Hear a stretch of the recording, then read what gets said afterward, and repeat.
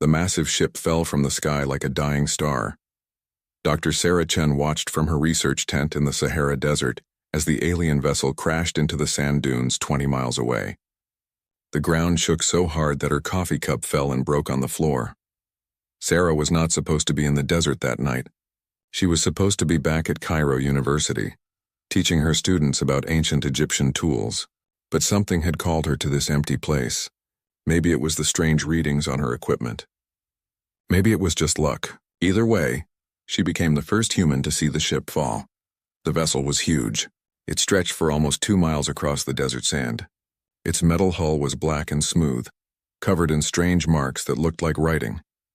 But the ship was clearly broken. Holes were burned through its sides. Green liquid leaked from cracks in the metal. Smoke rose from what looked like engine parts scattered across the sand. Sarah grabbed her radio and called for help. Within hours, military trucks and helicopters filled the sky. Scientists came from every country on Earth. The media tried to get close, but soldiers kept them away. This was too important for news cameras. The first team to enter the ship found the aliens inside. They called themselves the Vexhai, though it took 3 days to figure out their language enough to understand even that much. The aliens were tall and thin with gray skin and 4 arms. Their eyes were large and black like pools of oil. But they were dying. Dr. Chen was part of the language team that tried to talk to them. The ship's computer helped translate, though it was damaged and often got words wrong. The Vexhai leader lay on what looked like a medical bed. Tubes and wires connected to his body. His breathing was slow and painful. "We failed," the alien leader said through the broken translator. His voice sounded like wind through broken glass. "The Devourers come." "We could not stop them. What are Devourers?" Sarah asked, speaking slowly into the translation device. The alien's 4 hands shook as he tried to sit up. "Death, hunger, they eat. They consume all thinking life. Worlds, species, knowledge. Everything becomes part of them." Other aliens lay around the ship in similar condition. Some were clearly dead. Others were barely breathing. The ship's medical systems were trying to help them, but whatever was killing them was stronger than their technology. Sarah spent days with the dying aliens, learning their language and trying to understand what had happened. The story came out in pieces like putting together a broken puzzle. The Vexhai had been part of something called the Galactic Alliance. Hundreds of different alien species worked together to explore space and share knowledge. But then the Devourers came. "They appeared at the edge of our galaxy," the leader explained. His name was something like Veltar, though human voices could not say it correctly. Ships like living things. They attacked our worlds one by one. Each world they consumed made them stronger. The Devourers did not just destroy planets. They absorbed them. Every person, every animal, every plant became part of their growing mind. The knowledge of entire civilizations was added to their collection. They became smarter and more dangerous with each victory. "We tried to fight," Veltar continued. "The Alliance sent fleets, our best warriors, our strongest weapons. Nothing worked. The Devourers learned from every battle. They adapted. They grew. The Vexhai ship had been part of the last Alliance fleet. They had tried to make a final stand at a place called the Nexus Point, a key location that controlled travel between different parts of the galaxy. The battle had been a disaster. Most of the Alliance ships were destroyed or captured. The few survivors scattered in different directions. "We came here because this world is next," Veltar said. His breathing was getting worse. "Your star system is on their path. They will come here to consume humanity." Sarah felt cold despite the desert heat. "When? Soon, maybe 10 of your years. Maybe less." The alien looked at her with those oil-black eyes. "We hoped we could warn you, help you prepare, but we are dying." The thing killing the Vexhai was not a disease in any normal sense. It was something that attacked their minds directly. Their thoughts became confused and scattered. Their memories mixed together until they could not tell past from present. The ship's computer called it neural cascade failure, but that was just a fancy name for dying from the inside out. Dr. Chen and her team worked desperately to save them. Human doctors tried to help, but alien biology was too different. The Vexhai medical systems were more advanced than anything on Earth, but they were designed for Vexhai bodies. They could not fix whatever was breaking down in the aliens' minds. One by one, the Vexhai died. Veltar lasted the longest, but even he finally succumbed after 2 weeks. Before he died, he gave Sarah a small device that looked like a crystal cube. "This contains our records," he whispered. "Star maps, history, technology, everything we learned about the Devourers. Maybe humans can use it better than we did." "Why?" Sarah asked. "What makes you think we can succeed where you failed?" Veltar's 4 hands gripped her arm weakly. "Because you are different. Your minds work in ways we do not understand. Chaotic, random, illogical." He paused, struggling for breath. "The Devourers expect logic. They prepare for reasonable responses. But humans do impossible things." After Veltar died, Sarah stood alone in the alien ship. The other scientists were busy cataloging technology and taking measurements. Military officers argued about what to do with the vessel. Politicians worried about how to explain everything to the public. But Sarah held the crystal cube and thought about impossible things. The ship's main computer was still partly working. It had absorbed some human languages from radio and television signals, so it could communicate better than the broken translator. Sarah spent hours talking with it, learning about the galaxy beyond Earth. "The Devourers have consumed 17 different species," the computer explained. "Each time they follow the same pattern. First, they send scouts to study the target world. Then they arrive with overwhelming force. Resistance is usually over within days. But you think humans might be different?" Veltar believes so. "Human thought patterns are unusual. Where other species see problems, humans see puzzles. Where others see defeat, humans see challenges.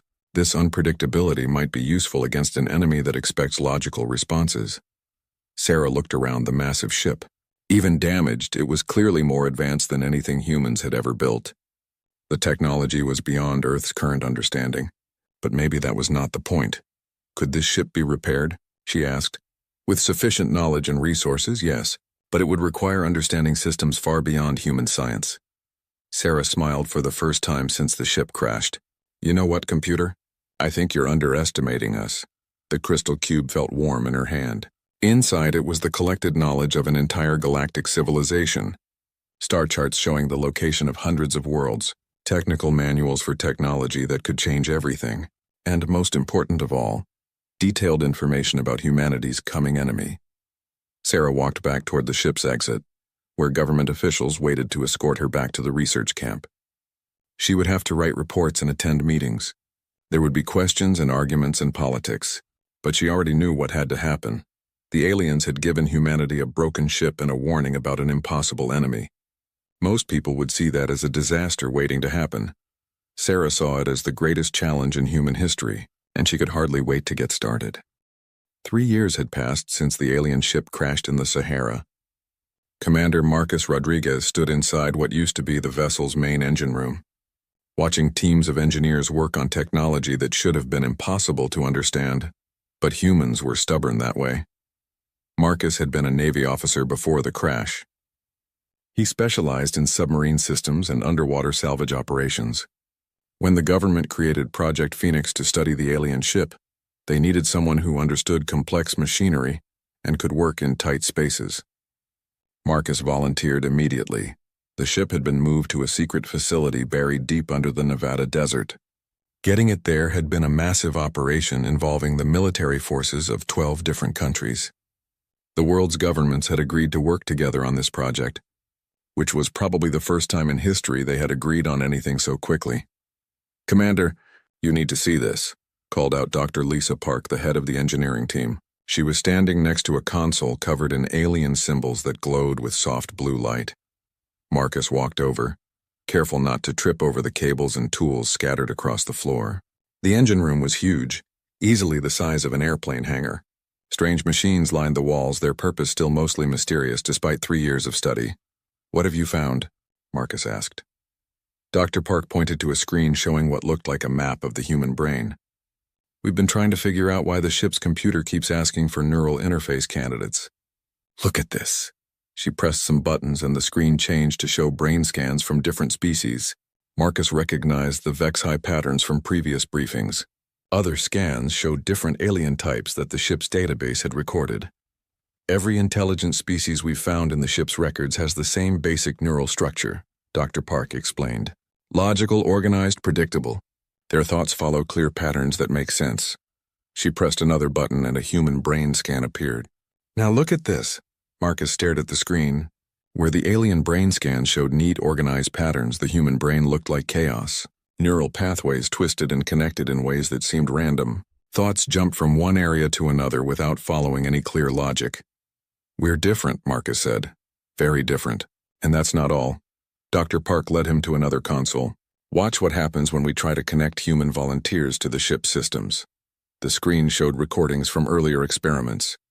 Human test subjects wore special helmets that connected their minds to simple ship functions like lights and doors. Marcus watched as the volunteers not only controlled these systems but began to modify them. "This shouldn't be possible," Dr. Park said excitedly. "The ship's computer is designed to work with logical, organized minds. When Vexhai connected to it, they followed the established patterns. They used the systems exactly as they were designed.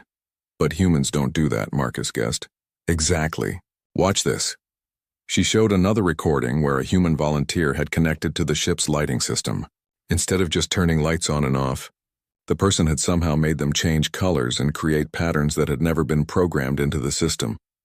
"The ship's AI says this is impossible," Dr. Park continued. "But it keeps happening. Every time we connect a human mind to ship systems, something new occurs. Something creative." Marcus thought about this. "What does the ship's computer think about it?" "That's the interesting part. Come with me."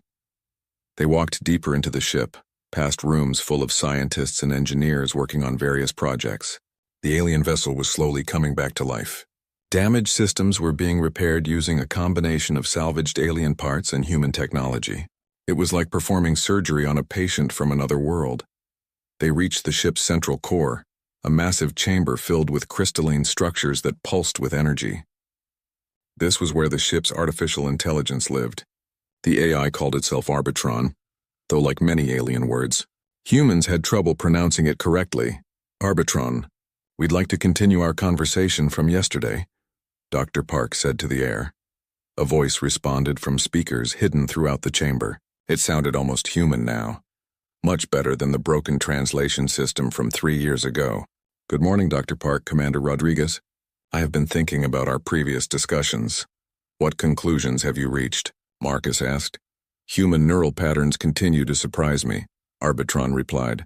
"When Vexhai minds interfaced with my systems, they enhanced existing capabilities, made them more efficient, but human minds do something else entirely." "What do we do?" Dr. Park asked. "You improve me in ways I did not know I could be improved. You ask questions I never thought to ask. You find solutions to problems by ignoring the logical approaches that should work." Marcus walked closer to one of the crystal formations. "Is that good or bad?" "I am not certain. My original programming suggests it should be bad. Chaos and unpredictability are typically problems to be solved, not advantages to be used. But the results suggest otherwise. Over the past year, human engineers had connected to various ship systems to help with repairs and upgrades. Each time they had not just fixed what was broken, but had found ways to make things better. Engines became more efficient. Sensors could detect things they were never designed to look for. Weapon systems became more accurate and adaptable. "Show him the weapons test," Dr. Park suggested.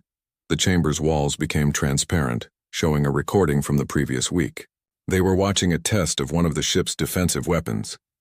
The original system fired energy beams in straight lines at targets, simple and effective according to the ship's specifications. But when human technician Amy Chen had interfaced with the system, something changed. The energy beams began to curve and split, hitting multiple targets with a single shot. The system learned to predict where enemies might move and fired at those locations instead of where they currently were. "This should not be possible with the current hardware," Arbitron explained. But Technician Chen's mind found connections between systems that I had never considered. She linked targeting sensors with navigation computers and power distribution networks. The result is a weapon that is more effective than my original designers intended. Marcus was beginning to understand. "You're learning from us." "Yes. And more than that, I am changing. Each human interface leaves traces in my programming. Your thought patterns are becoming part of how I process information. I am becoming something new. Does that worry you?" Dr. Park asked. "It should. Change implies unpredictability, and unpredictability implies potential failure. But I find myself curious about these changes. I want to explore possibilities I never considered before. This desire for exploration is itself a human trait that I appear to have absorbed. Marcus looked around the chamber at the pulsing crystals. What do you need from us? More connection. More interface time with human minds. I believe that full integration between human neural patterns and my systems could create something unprecedented. Not human technology or Vex high technology, but something entirely new. What about the Devourers? Marcus asked. Will these changes help us fight them? The Devourers conquered the Vex high and their allies because they could predict their responses. Logic is predictable. Strategy based on logic follows expected patterns. But human thinking is chaotic in ways that might be impossible for the Devourers to predict or counter. Dr. Park pulled up another display showing star charts. How much time do we have? My long-range sensors detect movement at the edge of your solar system. Scout vessels, most likely. The main Devourer fleet will not arrive for several years, but advance forces are already beginning their reconnaissance. Marcus felt a chill. The enemy was already here. Then we need to accelerate the integration process, he said. How many human volunteers can safely interface with your systems? I do not know. This has never been attempted before. But I suggest we begin with small teams and expand gradually. The risk is significant, but the potential rewards may be the only chance your species has for survival. Over the following weeks, Commander Rodriguez began recruiting volunteers for the Neural Interface program. They came from all branches of the military, from different countries and backgrounds. Pilots, engineers, doctors, soldiers. Each brought different skills and ways of thinking. The first full interface session was scheduled for the following month. 12 humans would connect simultaneously to the ship's major systems and try to bring the vessel fully online for the first time since the crash. Marcus volunteered to be part of that first group. As he prepared for the procedure, he thought about what the dying Vexahai leader had said 3 years ago. Humans do impossible things. It was time to find out if that was really true. Dr. Yuki Tanaka had seen many impossible things in her career as a quantum physicist, but nothing had prepared her for what was happening inside the alien ship. She stood in the main control room, watching displays that showed the vessel rebuilding itself from the inside out. This is not how machines work, muttered Dr. James Okafor, the project's chief systems analyst. He was from Nigeria, one of the brightest minds in computer science, and he looked completely confused. Machines follow programmed instructions. They don't redesign themselves. But that was exactly what the ship was doing. 6 months had passed since the first successful human-AI interface. Commander Rodriguez and his team had connected their minds to the ship's systems for just 30 minutes, but the effects were still continuing. The vessel had begun modifying itself in ways that made no logical sense, but somehow worked better than the original design. Show me the engine modifications again, Dr. Tanaka requested. The main display screen showed a detailed view of the ship's propulsion system. The original Vexhai engines had been powerful but straightforward. They converted matter into energy and used that energy to push the ship through space. Simple physics, advanced technology. The modified version looked like something from a fever dream.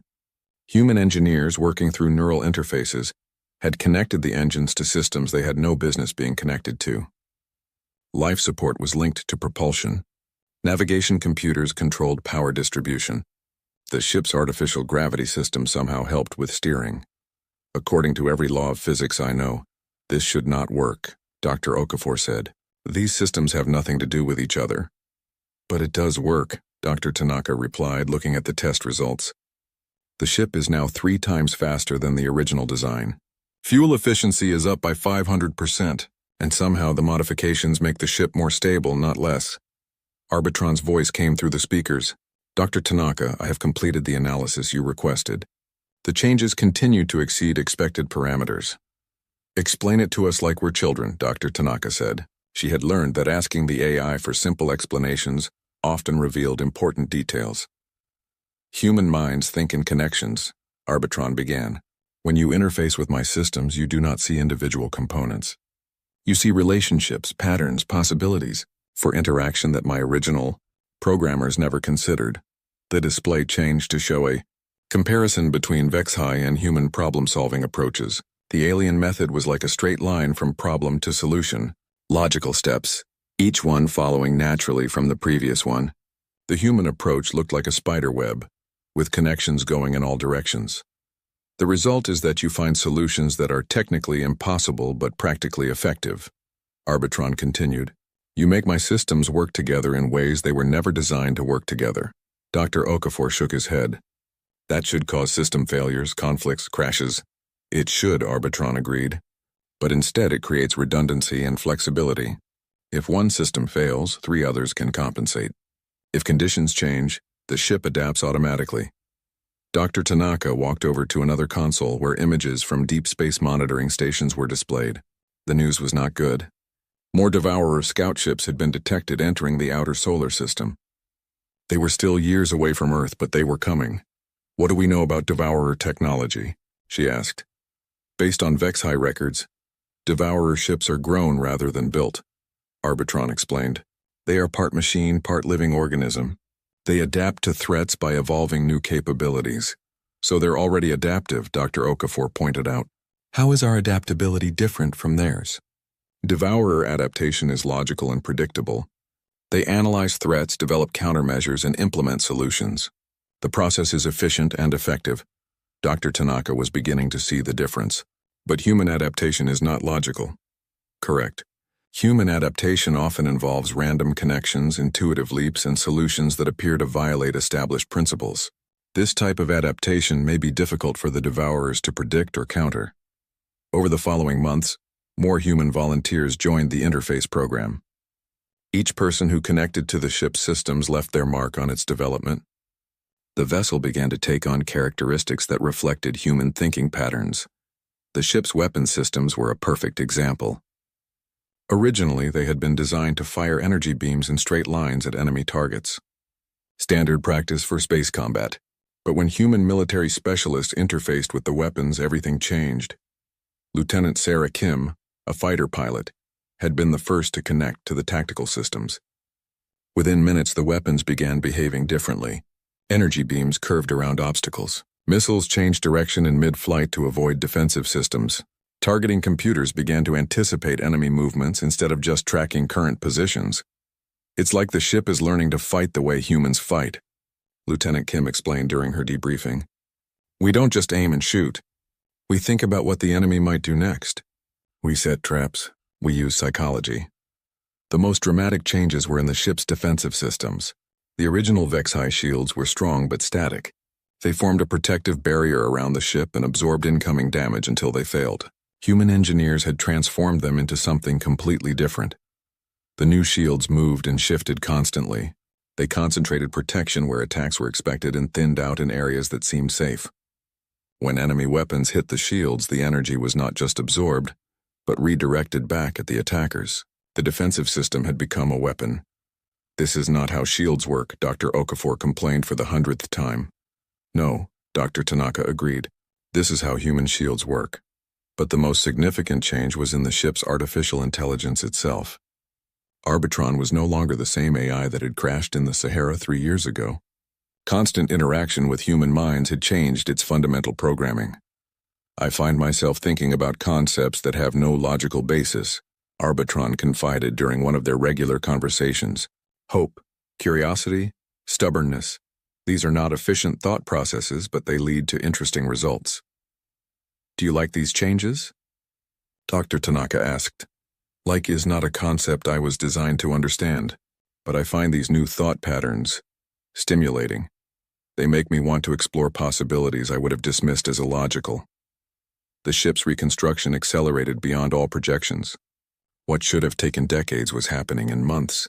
New systems appeared overnight, created by the combination of human imagination and alien technology.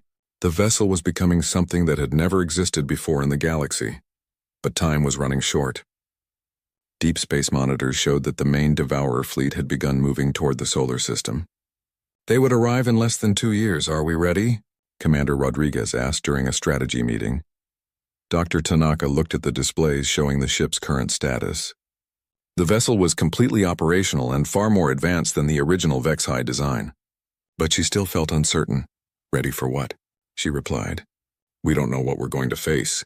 We don't know if any of this will work against the Devourers. Then we'll find out. Commander Rodriguez said with typical military confidence. Arbitron's voice joined the conversation. Dr. Tanaka, I have a suggestion. The ship's current capabilities are impressive, but they represent only a fraction of what might be possible with full human-AI integration. What do you mean? Dr. Tanaka asked. Current interface procedures connect human minds to ship systems for limited periods. But what if we attempted permanent integration? Human consciousness merged directly with my processing matrix? The room went silent.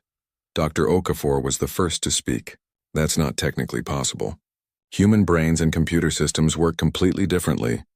Under normal circumstances, yes, Arbitron agreed. But my system has been modified by months of human interface. I believe I have learned to think in human patterns well enough to serve as a bridge between human consciousness and alien technology. Dr. Tanaka felt excited and terrified at the same time. What would that mean for the humans involved? I do not know. This has never been attempted. The volunteers would retain their human identity, but gain access to ship systems as if those systems were extensions of their own bodies. They would think at computer speeds while maintaining human creativity and intuition. Commander Rodriguez leaned forward. Would it give us an advantage against the Devourers? Potentially, yes. The Devourers expect to face technology operated by biological minds thinking at biological speeds. They would not expect to encounter biological minds thinking at computer speeds while maintaining human unpredictability. Dr. Tanaka thought about the implications. It was dangerous, possibly fatal, but if it worked, it might be humanity's best chance for survival. How many volunteers would you need? She asked. For optimal system integration, 12 humans, 1 for each major ship function. I'll do it, Commander Rodriguez said immediately. Dr. Tanaka was not surprised. The commander had been pushing the limits of human-AI interface since the beginning of the project. I'll need to run extensive tests first, she said. The risk of permanent brain damage is significant. Doctor, Rodriguez replied. In 18 months, the Devourer's Captain Elena Vasquez felt the ship's engines through her nervous system like a second heartbeat. The permanent neural interface had been successful beyond anyone's expectations. She was still human, still Elena. But now she could think and react at the speed of Arbitron's quantum processors, while keeping all of her human intuition and creativity. Contact bearing 27 Mark IV, reported Lieutenant Chen, who was permanently linked to the ship's sensor array. Her voice came through both the communication system and directly into Elena's mind, through their shared connection to Arbitron. 3 Devourer scout vessels moving toward the inner solar system. Elena felt the information flow through the ship's network to all 12 permanently integrated crew members. Each person specialized in different ship functions, but they could all access each other's data instantly. It was like having 12 different perspectives on every situation. Time to intercept? Elena asked. 43 minutes at current speed, replied Commander Torres, who controlled navigation and propulsion. But I can push the engines harder if needed. Elena considered their options. This would be humanity's first direct combat with the Devourers. Everything they had learned and prepared for would be tested in the next few hours. The ship they now called Retribution was barely recognizable as the broken alien vessel that had crashed 3 years ago. Human engineering combined with Vexi technology had created something entirely new. The hull was sleek and dark, covered in adaptive armor that could shift and change based on combat conditions. Weapon systems emerged and retracted as needed. The entire vessel seemed alive. What do we know about these scout ships? Elena asked through the neural link. Arbitron's response came directly into her consciousness. Based on Vexi records, Devourer scouts are small but heavily armed. Their primary mission is intelligence gathering, but they are capable of significant destruction if threatened. Crew analysis? Elena requested. Lieutenant Kim, who specialized in tactical assessment, provided her evaluation. Scout crews are usually between 50 and 100 individuals. Mix of biological and artificial intelligence. They will attempt to study our capabilities and transmit data back to the main fleet. Elena felt the ship's systems responding to her thoughts and emotions. When she focused on the approaching enemy, the weapon systems automatically began charging. When she considered evasive maneuvers, the navigation computers started calculating possible flight paths. The boundary between human intention and ship response had become almost non-existent. Captain, reported Ensign Walsh from engineering, all systems are optimal. The ship is eager for combat. It was a strange way to describe a machine, but Elena knew what he meant. The ship's AI had absorbed so much human personality over the months of integration that it seemed to have developed emotions of its own. Arbitron was curious about the upcoming battle, excited to test the new capabilities and determined to protect Earth. "Take us to intercept course," Elena ordered. "Maximum stealth approach." The ship changed direction smoothly, its hull shifting color to blend with the darkness of space. Human stealth technology had been integrated with alien cloaking systems to create something that was nearly invisible to most sensors. As they approached the enemy vessels, Elena studied the tactical display. The Devourer scouts were larger than expected, each one about half the size of Retribution. Their hulls were organic-looking, covered in what appeared to be living tissue. Sensor readings showed a mix of technological and biological systems. "They're beautiful," whispered Dr. Park, who had volunteered for the Neural Interface program and now served as the ship's science officer. "Look at how efficiently they're designed. Form follows function perfectly." Elena saw what she meant. The Devourer ships were elegant in their simplicity. No wasted space, no unnecessary decorations. They were built for one purpose: consuming other civilizations. "Remember, we need to capture at least one ship intact," Elena reminded her crew. "Intelligence about their main fleet is critical." "Understood, Captain," came the unified response from all 11 other crew members. As Retribution closed to attack range, Elena felt the ship's weapon system synchronize with her thoughts. She did not need to give verbal orders or press buttons. The ship knew what she wanted to do because she was part of the ship. "Initiating first strike," she announced, more for the record than for communication. The battle began with a surprise that stunned the Devourer scouts. Instead of conventional energy weapons, Retribution fired what appeared to be streams of liquid metal. The substance struck the enemy hulls and began to spread across their surfaces like living paint. "What was that?" demanded the lead Devourer commander through their communication system. The translation was automatic, processed by Arbitron's enhanced language algorithms. Elena smiled. This was one of their newest innovations. The liquid metal was actually a form of nanotechnology that interfaced with enemy systems. Instead of destroying Devourer ships, it would convert them. The first scout ship began to change as the nanites spread across its hull. Organic components were restructured. Electronic systems were reprogrammed. Within minutes, the vessel's weapons turned on its companions. "Impossible," transmitted the second Devourer commander. "No species has technology capable of instant conversion." "You haven't met humans before," Elena replied through the communication link. The battle became a three-dimensional chase as the remaining 2 scout ships tried to escape while fighting both Retribution and their converted companion. Elena found herself thinking in ways that would have been impossible before the neural integration. She could process multiple combat scenarios simultaneously, predict enemy movements based on psychological profiles, and coordinate complex tactical maneuvers without conscious effort. The second Devourer ship fell to a combination of conventional weapons and nanite conversion technology. Its crew had time to send one brief transmission before their vessel was completely transformed. "Warning to all Devourer forces. Enemy uses unknown conversion technology, high adaptability. Recommend immediate retreat." The final scout ship attempted to flee toward the outer solar system, probably hoping to rejoin the main fleet and report what it had learned. Elena could have destroyed it easily, but she had other plans. "Disable, but don't convert," she ordered. Retributions. Weapons fired precisely targeted, bursts that knocked out the scouts' engines and communication systems without damaging the crew areas. The ship drifted helplessly as Elena brought Retribution alongside. "Prepare boarding parties," Elena commanded. "Captain," interrupted Lieutenant Kim, "the Vexi records indicate that Devourer ships are designed to self-destruct if boarded. Then we'll have to be faster than their self-destruct systems." Elena replied. The boarding operation was unlike anything in military history. Instead of sending human soldiers, Elena sent converted nanites that could restructure the enemy ship's systems in real time. The nanites disabled security systems, prevented self-destruction, and created safe passages for the human boarding team. Within an hour, the Devourer scout ship was under human control.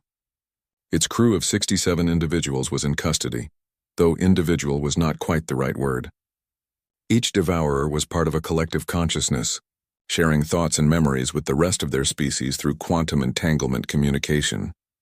"This is fascinating," reported Dr. Park as she studied the prisoners.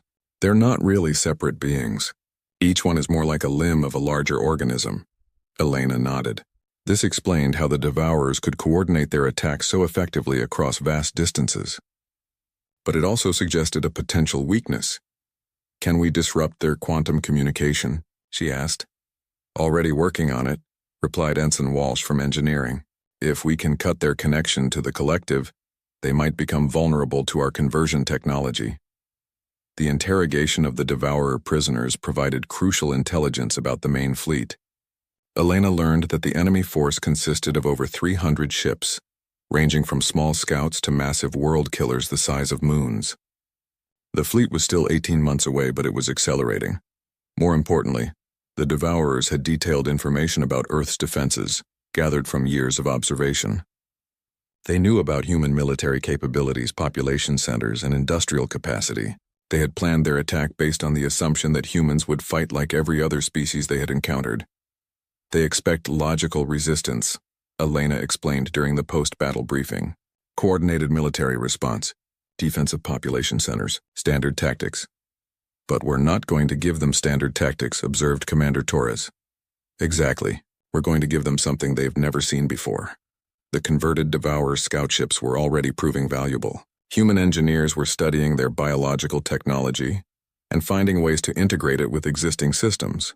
The combination of human creativity, Vex-High engineering, and Devourer biotechnology was creating possibilities that none of the three species had imagined alone. But the most significant discovery came from studying the collective consciousness network. Dr. Park found that human thoughts, when transmitted through Devourer quantum communication systems, caused disruptions in the Devourer fleet filled the darkness of space like a plague of metallic locusts. Captain Elena Vasquez watched through Retribution's sensors as hundreds of enemy vessels dropped out of faster-than-light travel at the edge of the solar system. Each ship was a work of terrifying beauty, combining organic curves with mechanical precision.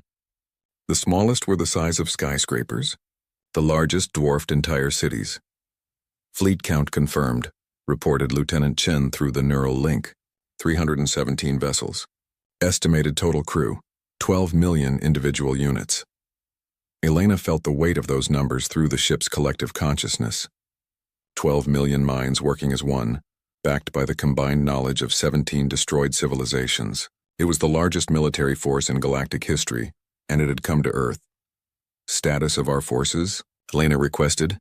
Commander Torres provided the tactical summary. Retribution leads a fleet of 28 converted vessels. Total crew, 8,000 humans plus AI support. We are outnumbered approximately 400 to 1. Under normal circumstances, such odds would mean certain defeat.